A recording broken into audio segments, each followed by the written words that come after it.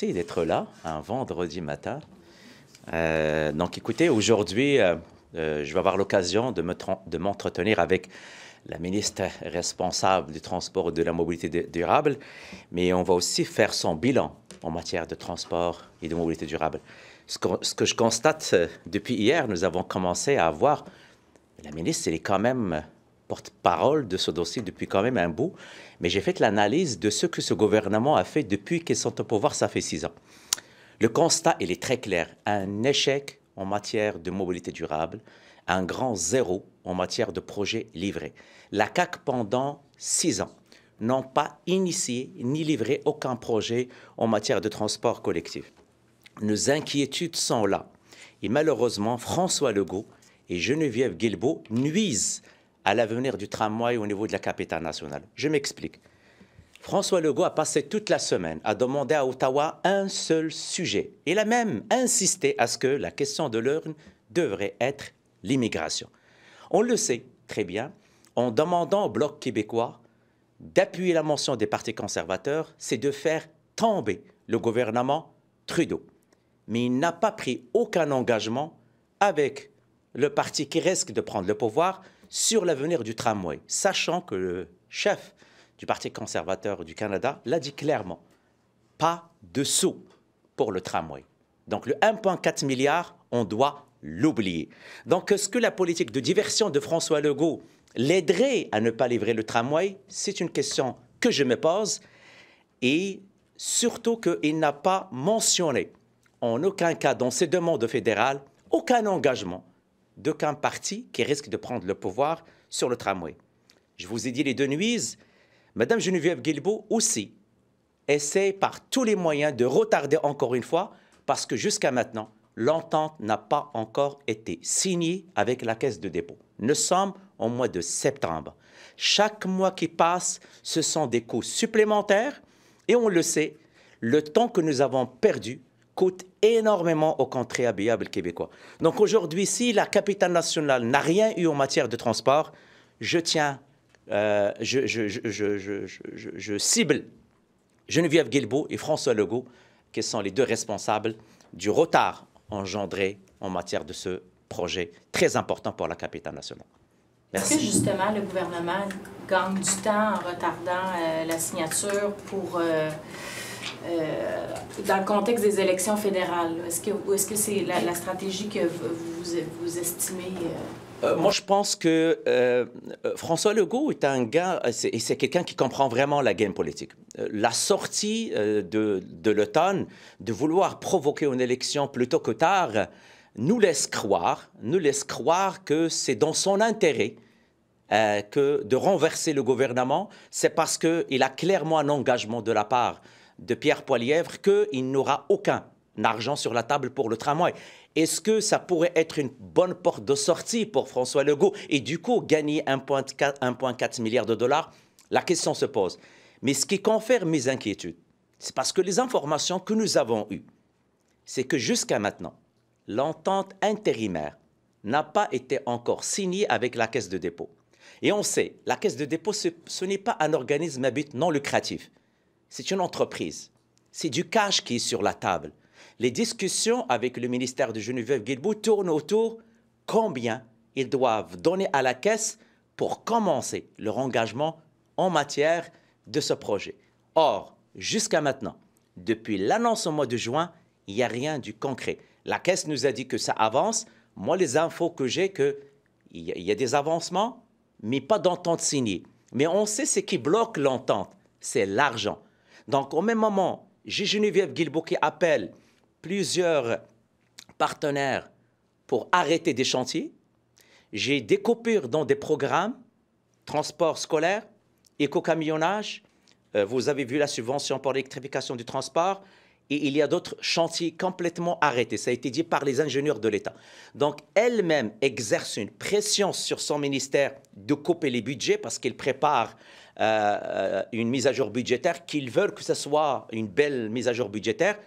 Mais en parallèle, il doit trouver des sous pour lancer l'entente intérimaire avec la Caisse de dépôt. Vous ne croyez pas que s'il n'y a pas d'entente, en fait, si le gouvernement tombe, on va garder le 1,4 milliard de dollars? Vous pensez qu'on va le perdre aussi? Il n'est pas sécurisé à votre idée? Je vous invite à aller voir le tweet de M. Poilievre qui date de, je vais juste pour ne pas dire n'importe quoi, le 13 juin 2024. Comme Premier ministre, je n'investirai pas une scène d'argent fédéral dans un projet de tramway à Québec. M. Legault, est-ce qu'il est au courant de ce tweet? Qu'est-ce qu'il a fait cette semaine? Il voulait mettre la pression sur le Bloc pour renverser le Parti libéral. Si on renverse le Parti libéral et l'équipe de M. Trudeau, c'est clairement Poilievre qui va gagner. On sait, ce n'est pas le Bloc qui va gouverner le Canada demain, là. Et il le sait, M. Legault. Mais il sait très bien que M. Poilievre a pris un engagement de ne pas investir dans le tramway. Or, qu'est-ce que M. Legault a fait toute la semaine? Une seule question, l'immigration. Moi, ce que ça me laisse comme conclusion, que M. Legault s'en fout du projet du tramway dans la capitale nationale. Pourquoi le Premier ministre, en public, en juin, avec sa ministre à côté de lui, dit on y tient au projet de tramway et que, selon vous, en coulisses, il travaille pour le faire tomber? Pourquoi? C'est quoi son intérêt?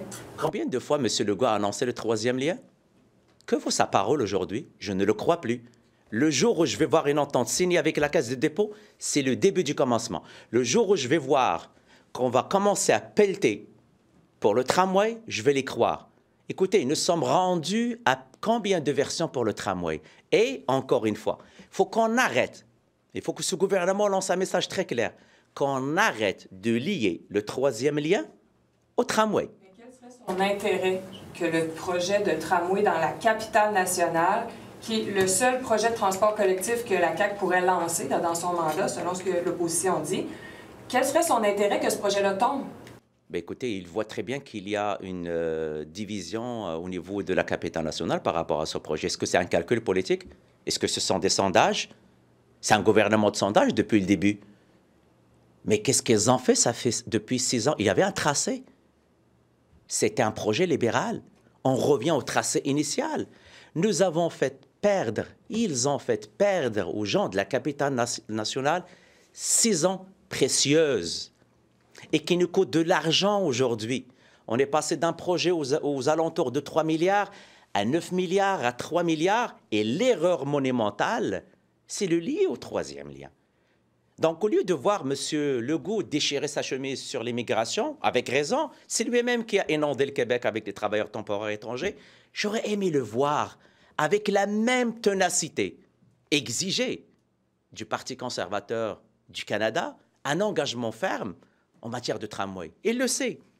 Il s'est engagé à ne pas le financer. Donc, est-ce qu'il prend pour acquis que ça fait son affaire? M. Legault, il comprend quand même la game politique.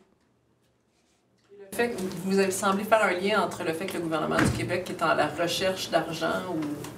Et ça pourrait expliquer pourquoi il n'y a pas d'entente pour l'instant avec CDPQ Infra, c'est ça? Ben, écoutez, aujourd'hui, on apprend que le réseau de la santé doit couper 2 milliards. Aujourd'hui, on apprend, et la semaine dernière aussi, j'ai parlé avec beaucoup de partenaires, beaucoup de programmes gelés. Et le programme éco-camionnage, moi j'ai parlé avec des propriétaires, l'enveloppe de 30 millions, il ne reste plus rien. Le mot est passé dans la machine gouvernementale. Retarder les paiements. On veut une mise à jour budgétaire qui a de l'allure au mois de novembre. C'est ce que plusieurs partenaires m'ont dit. C'est que le gouvernement, avec M. Girard, veut se donner une bonne image lors de la mise à jour budgétaire. Donc, ce qu'on a dit, c'est qu'un arrêt de paiement, je vous ai dit, des chantiers arrêtés. Les entrepreneurs, ils ont fermé les chantiers parce que la consigne qu'on leur a donnée, il n'y a plus d'argent.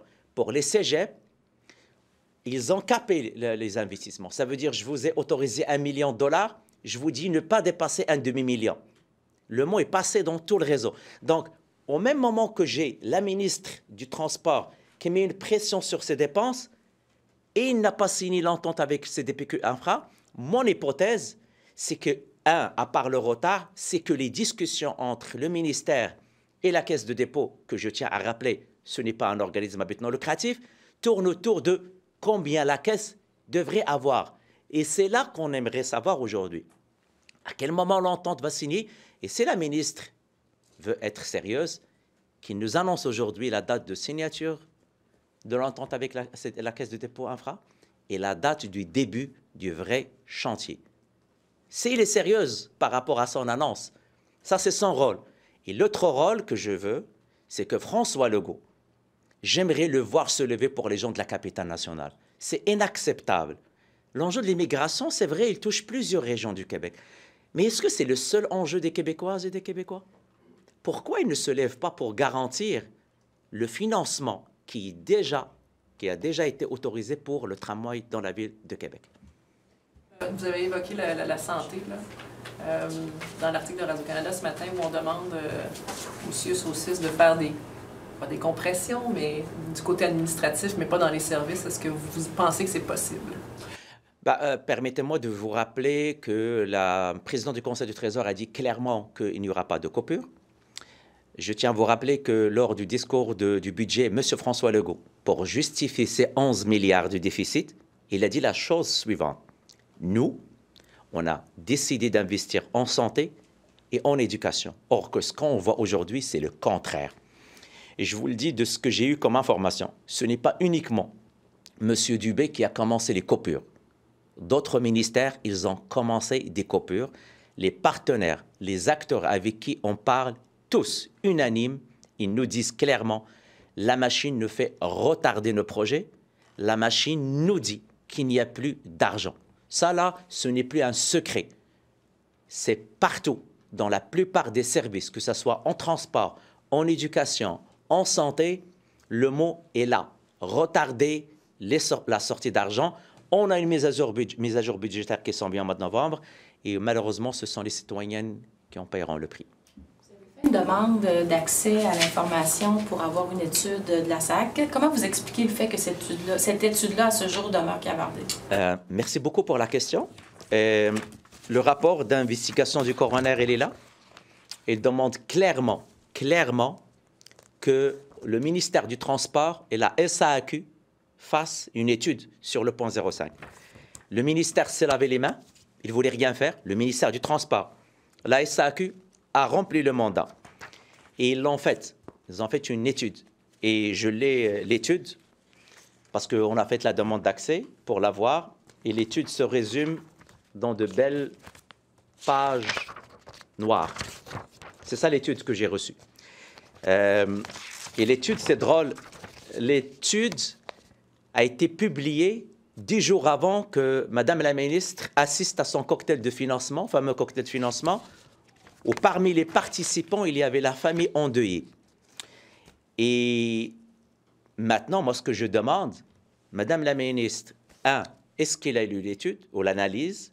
Et 2, je l'invite à la publier le plus tôt possible. C'est une information d'ordre public.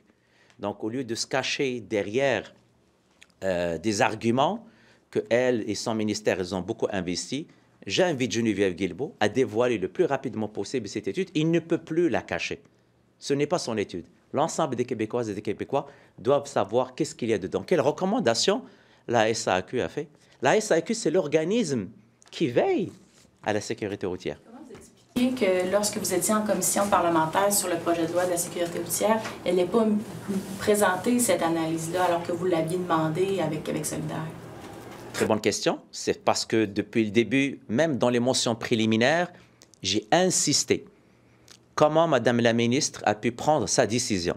Donc, au lieu de me dire que c'est une décision politique, il a commencé à nous dire on a les mesures les plus performantes en termes de sécurité routière. Mais on lui a dit, quelle étude? Parce que la plupart des études scientifiques, je les ai utilisées. Or, on vient de voir que l'étude était disponible et malheureusement, Madame la ministre ne nous a pas dit toute la vérité lors de l'étude détaillée du projet de loi, et même en consultation.